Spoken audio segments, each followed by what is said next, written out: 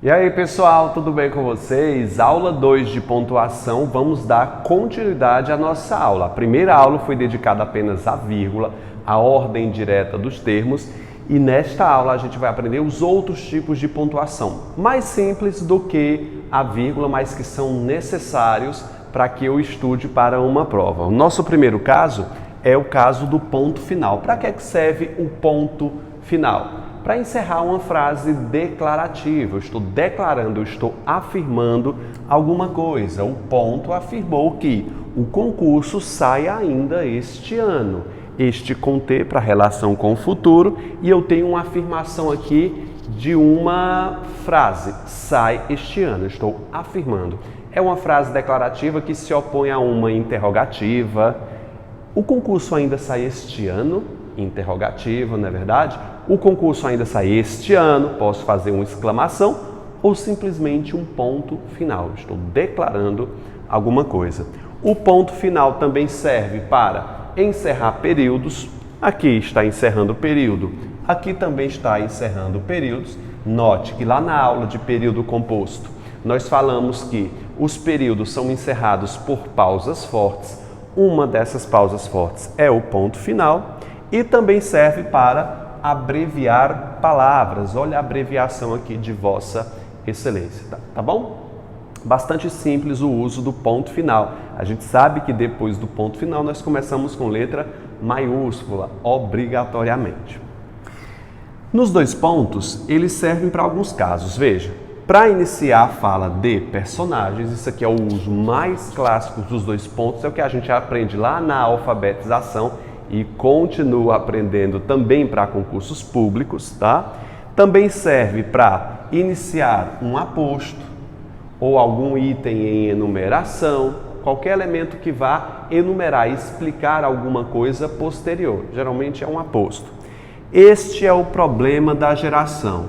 A palavra inócua é este. Este é o problema da geração. Qual é o problema da geração? Tem liberdade, mas não tem responsabilidade. Todo esse termo é o aposto que explica a palavra este. E note que o aposto é iniciado por dois pontos. Os dois pontos servem para fazer essa anunciação de um aposto, item, enumeração. Beleza?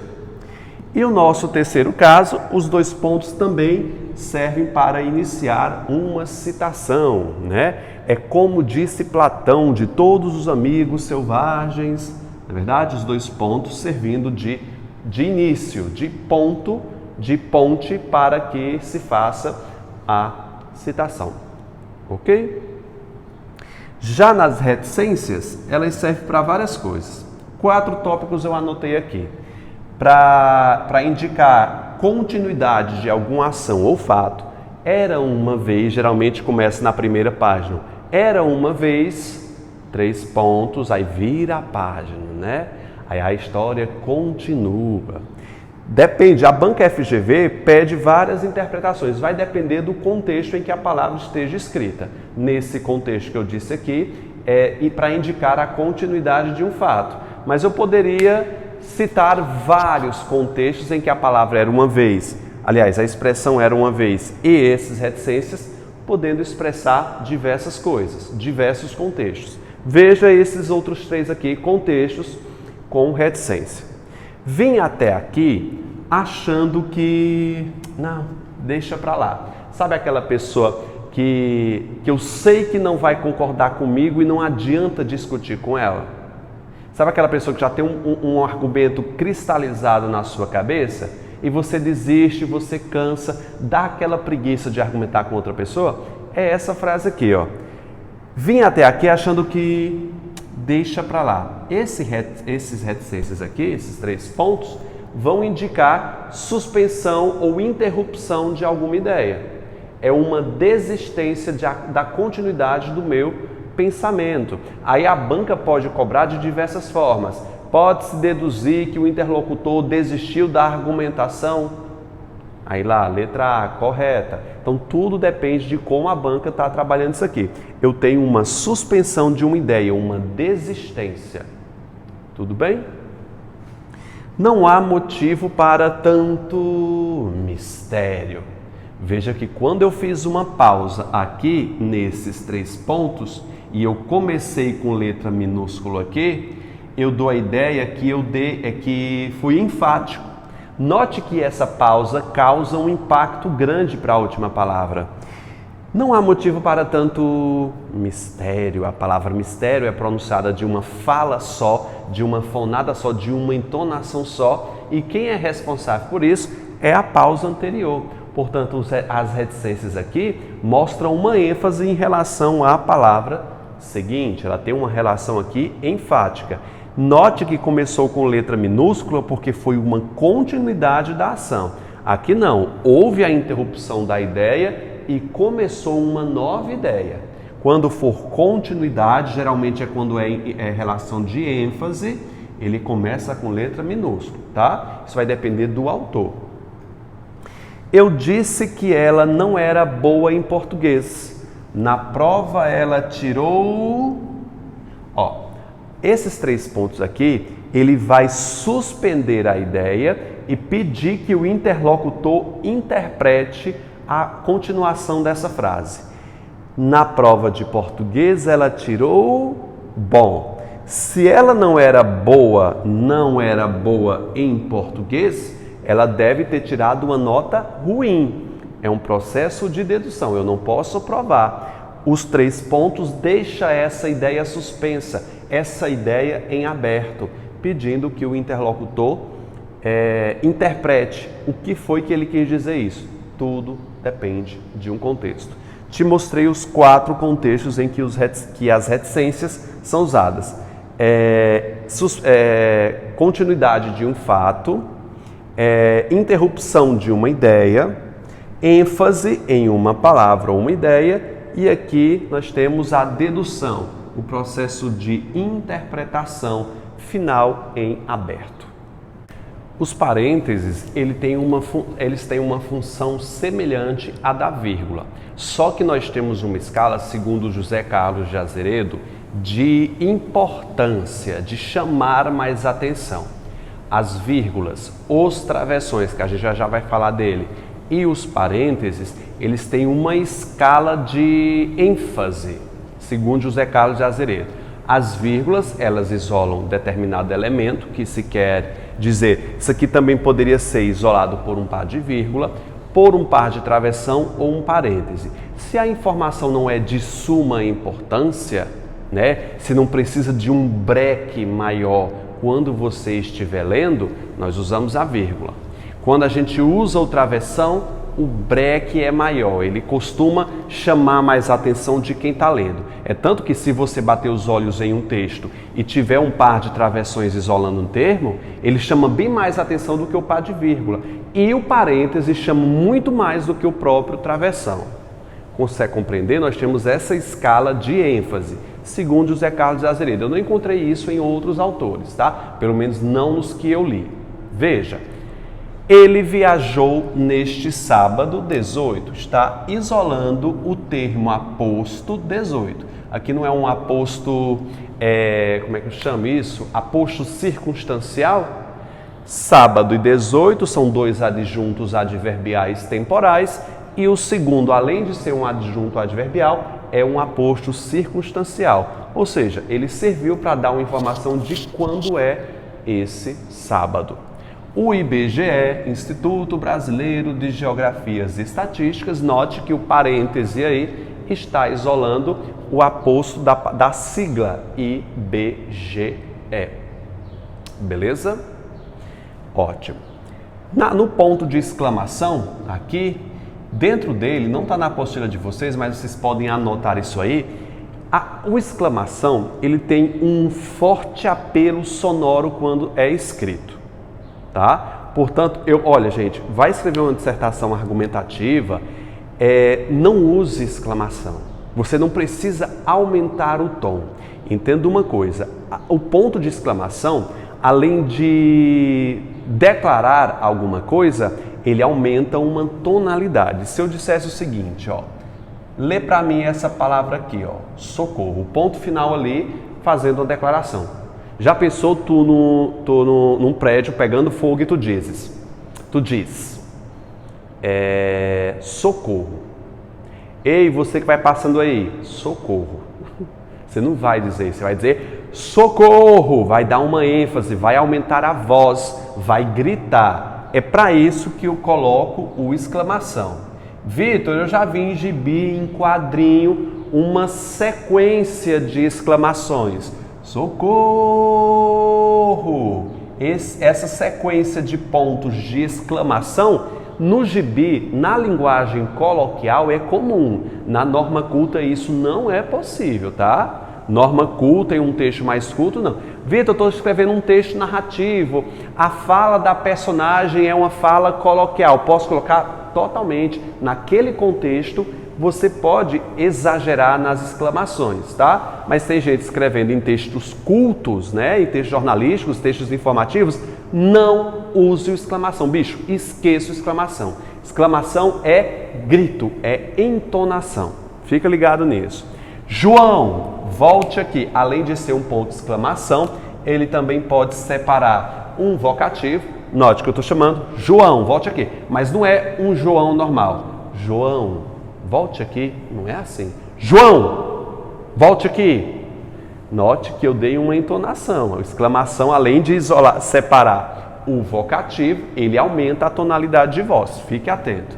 Não quero mais você aqui. Veja a diferença nessas duas frases. Não quero mais você aqui. Não quero mais você aqui. Eu tenho diferenças. A exclamação vem mostrar o aumento de som dentro de uma frase. Oxi, tá doida é? Oxi, aqui no Nordeste. Ou oxê. Aqui no interior do Ceará nós dizemos oxi. Oxi, menino, tá doida é? Não, depende, bicho, varia muito. Oxente, eu digo demais oxente. Oxente, tu vai sozinha? Oxi. Quando a gente está com muita pressa, a gente diz oxi, né? Tá doida, ao invés de tais doida, né? E é para isso, gente, que serve o exclamação. Já no interrogação, ele serve para fazer alguma pergunta, gente. Eu não tenho o que falar do interrogação. Quem fará o concurso este ano? Não acredito. É sério, vocês estão vendo aqui 2 pontos. Isso aqui pode, viu? Segundo a norma culta, interrogação seguida de exclamação ou vice-versa serve como ênfase, como reforço. Não acredito. É sério? Não quer dizer que realmente ela não acredita. Ela quer realçar a gravidade do que se diz. Já pensou?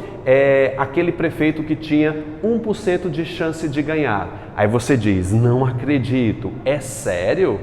Bom, denota que ele acreditou. A expressão não acredito não é verdadeira. Não acredito é sério? Ela acreditou realmente, só que ela quis dar uma ênfase à gravidade daquela situação. Aí se coloca exclamação, interrogação com exclamação. Isso aqui é permitido. Já no ponto e vírgula, gente, eu adoro demais o ponto e vírgula. Amo de paixão esse cara aqui. E ele é tão desprezado porque ele não é essencial ao texto, tá? Mas eu gosto demais. Em textos disjuntivos, aqueles textos que te mostram uma orientação para se fazer alguma coisa, regras de jogo, bulas de remédio, ingredientes de uma receita, deveria se usar de forma obrigatória em itens em enumeração de tópicos o ponto e vírgula.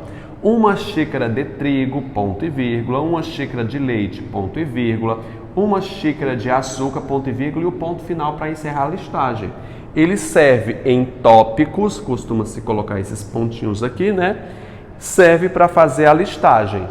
Nesse caso, eu não tenho como não utilizar. Eu tenho que utilizar o ponto e vírgula. Eu não vou botar uma vírgula aqui para separar tópicos. O ponto e vírgula é obrigatório nesse caso, em itens e enumeração. Agora, confira em textos diversos se todos têm esse item e enumeração. Não tem, não. Ela comprou cenoura, batatas, mamão, leite, ovos e trigo. Eu coloquei uma frase aqui, só que o ponto e vírgula nessa frase não é tão adequado. Deixa eu te mostrar o seguinte, é porque a frase era muito grande. Imagine uma listagem em que eu tenha vários itens em enumeração de longa extensão.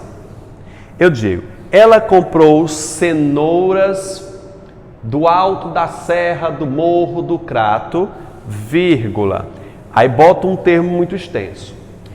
O ponto e vírgula serve como um step, é como se fosse uma alternativa à vírgula. Eu começo uma enumeração com vírgula, e existem, meu Deus do céu, estou péssimo hoje. Eu tenho 4 itens em enumeração, deixa eu colocar aqui que fica mais fácil. 1, 2, 3, 4, 5 e 6, são 6 termos. Entre o primeiro e o segundo, eu utilizei vírgula. Entre o segundo e o terceiro, eu utilizei o ponto e vírgula. Ele serve como uma alternativa à vírgula.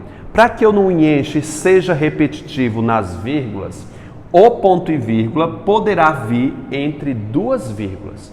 Veja bem, além do item enumeração, o ponto e vírgula serve para vir entre vírgulas. Muitos autores dizem que esse entre vírgulas são itens de grande extensão, tá? Só que eu encontrei exemplos como esse em Rocha Lima. Então, nós temos uma possibilidade. Vai lá, lembra. Qual é a regra do ponto e vírgula? Entre vírgulas. O ponto e vírgula serve como um step, como uma função de aliviar o excesso de vírgulas. Portanto, ele vem entre. Ela comprou cenoura, vírgula, batatas, ponto e vírgula, mamão, vírgula. Ou seja, o ponto e vírgula veio entre vírgulas. Aí eu tenho uma vírgula, ponto e vírgula, e não tenho mais vírgula não, né? Ovos e trigo. Vamos tirar esse e vamos colocar uma vírgula aqui, né? Leite, ovos, trigo. Ou seja, ponto e vírgula entre vírgulas. Beleza? Ela era tão linda, mas ficou doente. Logo, ficou deformada, pobrezinha. O ponto e vírgula poderá ser usado para separar qualquer oração coordenada. Qualquer uma. Ah, Vitor, está separando uma oração coordenada explicativa? Posso colocar o ponto e vírgula? Posso. É lei. Só que costumeiramente nós só vemos, veja, nós só vemos o ponto e vírgula para separar as conjunções coordenadas conclusivas, tá? Principalmente antes de logo, portanto. Então saiba, o ponto e vírgula serve itens em enumeração de tópicos como uma alternativa à vírgula e separar orações coordenadas, principalmente, é isso que eu quero que você anote, principalmente nas conclusivas. Bicho, não usa numa coordenada, apesar de ser gramaticalmente correto, não usa não, use somente nas conclusivas. Viu logo, viu portanto, viu por isso, coloque o ponto e vírgula em vez da vírgula, tá? É uma orientação para você escrever bem. O travessão, na sua visão mais clássica de uso, serve para iniciar a fala de uma personagem. Note, então ela disse os 2 pontos aqui, que serviu para anunciar a fala da personagem, e o travessão aqui marcando o discurso direto, ou seja, a fala de uma personagem. Essa é a principal função do travessão, iniciar a fala de um personagem ou também dentro de um diálogo, trocar a fala de personagem, mostrar a permuta na fala das personagens. Querido, você já lavou a louça? Personagem 1. Sim, já comecei a secar, inclusive. Personagem 2. O travessão está sim mostrando a fala de personagens, mas também mostra a alternância entre personagens. Essa é a função mais comum para se colocar o travessão, mas existem outros usos, principalmente na troca da vírgula, uma função semelhante à da vírgula, que é esse item 4 aqui. Já eu volto para o 3. Dizem que a CESP maior banca do país é muito difícil. Note que a expressão maior banca do país é o aposto de CESP. Geralmente o aposto é formado por um par de vírgulas. Na verdade, esse par de vírgula poderia ser alternado por um par de travessões ou um par de parênteses. Essas três pontuações aqui seriam possíveis, tá? Serve para isolar um aposto. E para mostrar linhas, itinerários, né? Destino de um canto para o outro. Como é que está escrito aí? Indicar mudança, não. É um grupo de palavras em itinerários. Como se mostrasse um itinerário de uma cidade a outro, de um país a outro, né? Este ônibus faz a linha Fortaleza, Juazeiro do Norte, mostrar um itinerário de uma viagem. Só que eu peço a vocês muita atenção nesse item 4 em relação a isolar um aposto. É onde mais cai em provas. No discurso direto não cai tanto por ser tão simples, tá bom? No último tópico a gente vai falar um pouquinho sobre as aspas. No seu primeiro caso aqui, a vizinha disse que ele lhe deu um sabacu. Sabacu aqui no Nordeste, na verdade sabacu é uma variação de savacu, que é um pássaro. Só que sabacu aqui no interior do Ceará quer dizer murro. É aquele murro bem dado no pé do vidro de outra pessoa, viu? Então, se ela lhe deu um sabacu, ela lhe deu um murro. Note que a palavra sabacu e não savacu, sabacu é uma gíria. Quando se coloca as aspas em uma gíria, em um texto, demonstra que quem o escreveu sabe que aquela palavra pertence ao uso popular, ao uso coloquial, não ao uso da norma culta. Ele colocou aquela sinalização para marcar o seu conhecimento dessa palavra fora do nosso idioma, somente no seu uso popular. Também se coloca as aspas para mostrar uma palavra de origem estrangeira, delivery, tá? Toma cuidado que algumas palavras já foram incorporadas ao nosso idioma, dispensando as aspas, beleza? Por exemplo, shopping. Eu não preciso mais colocar aspas em shopping, porque ela já foi incorporada ao nosso idioma. O francesismo abajur. Ninguém usa abajur, muito menos usar essa palavra. Mas antes era utilizada com aspas por ser um estrangeirismo, por ser francês. Hoje não, porque ela já se incorporou ao nosso idioma. Agora, palavras como, nesse momento de pandemia que a gente vive, né, ainda esses requisitos, nós temos o home office, que eu tive que trabalhar de home office. Home office é colocado entre aspas, tá? Não devo colocar porque ele ainda não foi utilizado, não foi ainda adequado ao nosso idioma. Gente, muitas vezes quando se quer escrever essa palavra de origem estrangeira, o texto digitado coloca em itálico, tá? Ou posso colocar umas aspas, porque é uma palavra de origem estrangeira. É tanto que lá em Portugal ele nem usa um home office, ele usa um teletrabalho. Ou seja, um trabalho pela tela, não é verdade? Palavra de origem estrangeira que não foi incorporada ao nosso idioma, você usa as aspas, beleza? Também serve para mostrar uma citação. Vamos botar de lado os entretanto, na apostila de vocês está sem um S. Na citação onde eu busquei também está sem S, não foi erro meu não. E partir logo pros finalmente. Essa linda frase do grande Odorico Paraguaçu, da obra clássica do Dias Gomes, O Bem Amado, tá bom? Então, serve também para marcar uma citação. É bom que você pense um pouquinho sobre esse processo de citação, que eu tenho algumas regras. Por exemplo, naquela frase de, eu acho que é Descartes, tá? Penso, logo existo. Penso, logo existo. Coloquei as aspas aqui. Essa frase é uma unidade linguística de um só interlocutor. Quem disse isso foi, eu acho que foi Descartes, bicho. Dá uma olhadinha aí, comenta aqui embaixo quem é o autor dessa frase, tá? Se eu não me engano é Descartes. Vamos supor que seja, penso, logo existo. Como essa frase é somente de um autor, o ponto final é colocado dentro quando for um só autor, tá? Penso, logo existo, ponto final dentro. Se for uma paráfrase, ou seja, se eu reescrever essa frase, pensa o seguinte: uma pessoa vai escrever uma dissertação, eu estou criando aqui um contexto para eu colocar esse ponto fora. Uma pessoa vai escrever essa redação. Vitor Linardi usou essa frase de Descartes na apostila dele. Ele disse o seguinte, ó: penso, logo existo.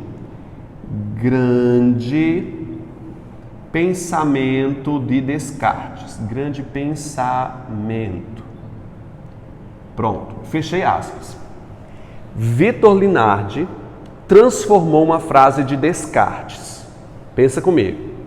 Aí você, aluno, vai pegar a frase que Vitor citou na apostila dele.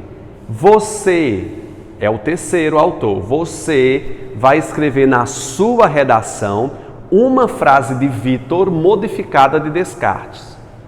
Portanto, você, quando for escrever a frase, você vai colocar entre aspas, porque essa frase não é sua, é uma citação de Vitor Linardi, e Vitor Linardi pesquisou uma fonte de Descartes. Ou seja, dentro dessa frase, eu tenho dois autores, um de Descartes e um de Vitor Linardi. Como eu possuo dois autores, o ponto vai para fora. Vitor, isso é válido em prova, a FGV já cobrou isso aqui, tá? Vitor, cai muito? Cai quase nada, só vi uma questão abordando isso, mas é um conceito que você aprende para a vida, tá bom? Gente, tchauzinho, vamos fazer a atividade aí e boa sorte!